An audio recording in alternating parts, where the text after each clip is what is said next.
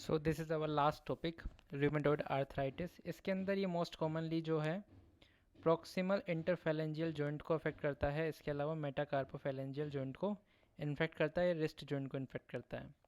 Distal interphalangeal joint ये rarely ही इसके अंदर क्या है, इन्वॉल्व होता है। ठीक है, तो इसके अंदर कोई रेडनेस नहीं होती, कोई वार्मथ नहीं होती। हालांकि ये इन्फ्लेमेटरी प्रोसेस होता है, लेकिन कैसा होता है, ये ग्रेजुअल प्रोसेस होता है। मॉर्निंग स्टिफनेस देखने को मिलती है जो कि इम्प्रूव होती है 30 minute of the movement. Most common site हमने बात करी प्रॉक्सिमल इंटरफेरेंजियल जॉइंट और मेटाकार्पोफेरेंजियल जॉइंट जो कि रिस्ट जॉइंट भी कहलाता है। नहीं, नहीं कहलाता है।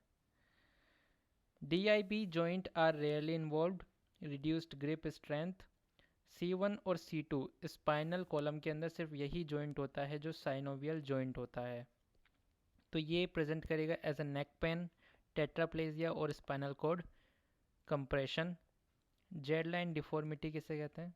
इसके अंदर क्या होता है, अल्नर डेविएशन होता है डिजिट्स का, और रिस्ट पे रेडियल डेविएशन होता है, इसे जेड लाइन डिफॉर्मिटी कहते हैं। ये हैमर टो है। श्वान नेक और बोटन ईयर के लिए कैसे हम पता लगाना होगा, तो हमारे लिए एक निमोनिक है SFD, street food of Delhi. S से याद हुआ श्वान नेक, एफ से हो गया फ्लैक्शन और डी से हो गया DIP। मतलब फ्लैक्शन कहाँ पे होगा, डिस्टल इंटरफेरेंजियल जॉइंट पे होगा, तो उसी से फिर बॉटन ईयर भी हो जाएगा। बॉटन ईयर में जब फ्लैक्शन होगा तो वो कहाँ होगा, PIP में होगा, इसके अपोजिट। एक्स्ट्रा आर्टिकुलर मैनिफेस्टेशन की बात करें तो एथेरोस्क्लेरोमेटस प्लाक बनता है रूमेटॉइड आर्थराइटिस में, which is the most common cause of death in rheumatoidic arthritic patient. Rheumatoid nodule होते हैं जो कि बोनी प्रोमिनेंस में देखने को मिलते हैं। ये देखो, ये रूमेटॉइड नोड्यूल है।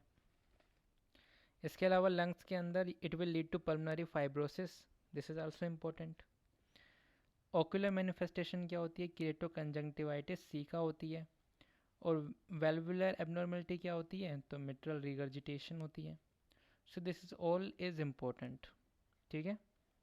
हेमेटोलॉजिकल मैनिफेस्टेशन क्या होगा, नॉर्मोक्रोमिक नॉर्मोसिटिक एनीमिया हो जाएगा। अब हम बात कर लेते हैं कि लैब, देखो रूमेटॉइड फैक्टर जो होता है वो इसका मोस्ट सेंसिटिव टेस्ट होता है। मतलब ये तो बड़ा हुआ मिलेगा आपको, लेकिन मोस्ट स्पेसिफिक जो टेस्ट होता है वो है ये, इसका नाम है anticyclic citrullinated peptide antibodies. This is the most specific test for rheumatoid arthritis. और क्या क्राइटेरिया है, it should be present for at least 6 weeks, it involve should at least three joint, positive for rheumatoid factor and anti citrullinated peptide antibody.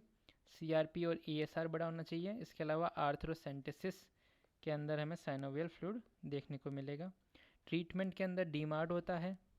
Arthritic फ्लेयर्स होते हैं तो उसके लिए non biological मेथोट्रैक्सेट treatment होता है। मेथोट्रैक्सेट जो होता है वो फर्स्ट लाइन ड्रग होती है, but it is Contra indicated in pregnancy. तो प्रेग्नेंट लेडी को कौन सा नॉन बायोलॉजिकल डीमार्ड दें हम, तो उसके लिए आता है हाइड्रोक्सी क्लोरोक्विन और सल्फासेलेजिन। इसके अलावा ये बायोलॉजिकल डीमार्ड है जिसके अंदर एक याद रखो rituximab for B cell। So this is all.